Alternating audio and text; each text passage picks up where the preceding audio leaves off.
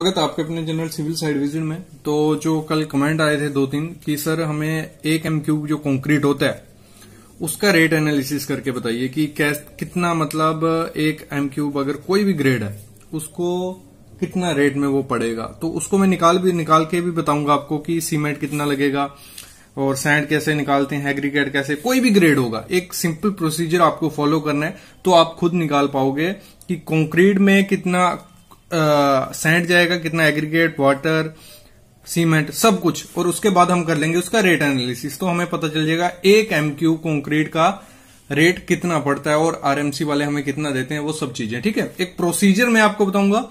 Area जो rate होंगे वो आपके एरिया में अलग अलग होंगे। तो स्टार्ट करते हैं।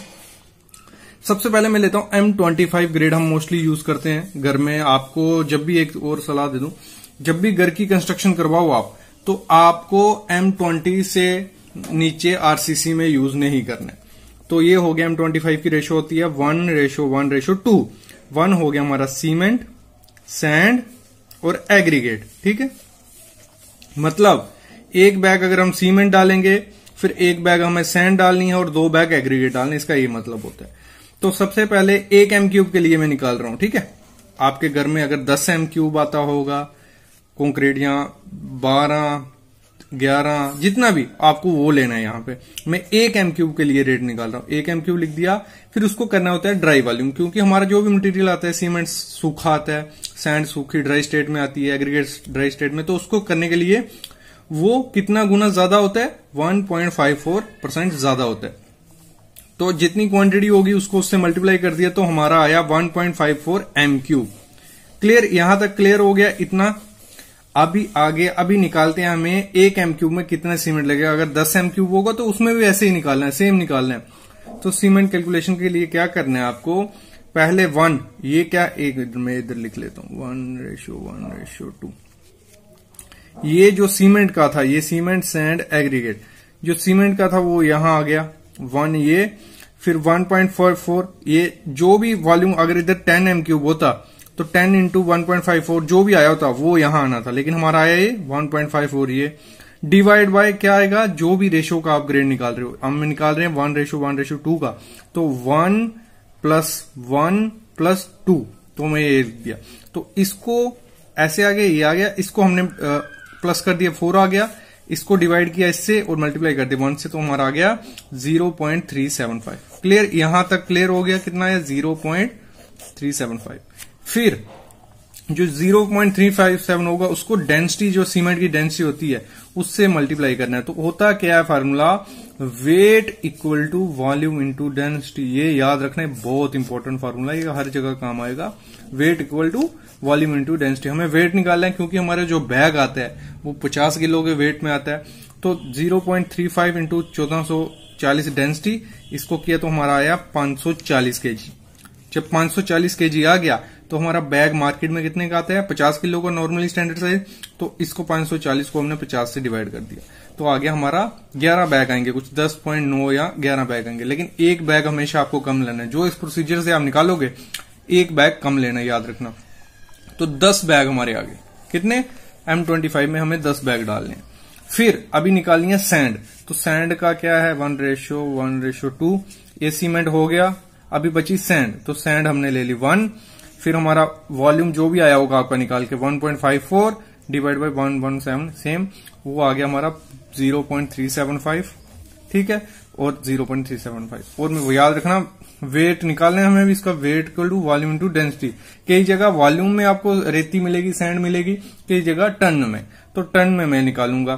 तो 0.375 वॉल्यूम आ गया। डेंसिटी क्या होती है सैंड की, डेंसिटी होती है 1600 से 1800 तक, हर एरिया की अलग। तभी मैं बोल रहा था अलग अलग सिस्टम होता है, तो आप ये फॉलो कर सकते हो। लेकिन तो 1740 हमने डेंसिटी ली तो हमारा आ गया 650 केजी या 0.650 मीट्रिक टन।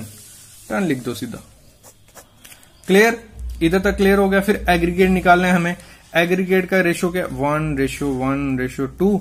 ये हो गया, ये हो गया। अब बचा 2 एग्रीगेट का, 2 यहां, फिर 1.54 कौन सा, ये वाला, फिर डिवाइड बाय 111, ये, तो वो आ गया हमारा 0.7।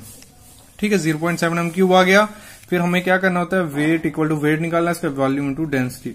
वॉल्यूम हमारा आ गया ये, इसकी डेंसिटी कितनी होती है, इसकी डेंसिटी होती है 1480 से 2100 तक। तो हमारी जो डेंसिटी है यहाँ 1550। आप अपनी डेंसिटी चेक कर सकते हो, गूगल में भी मिल जाएगी या आपको CPW के नॉर्म्स में मिल जाएगी, काफी जगह आपको मिल जाएगी, डेंसिटी की कोई इश्यू नहीं होता है। तो हो गया 1.2 मीट्रिक टन हो गया, या 1200 kg हमारा आ गया। क्लियर।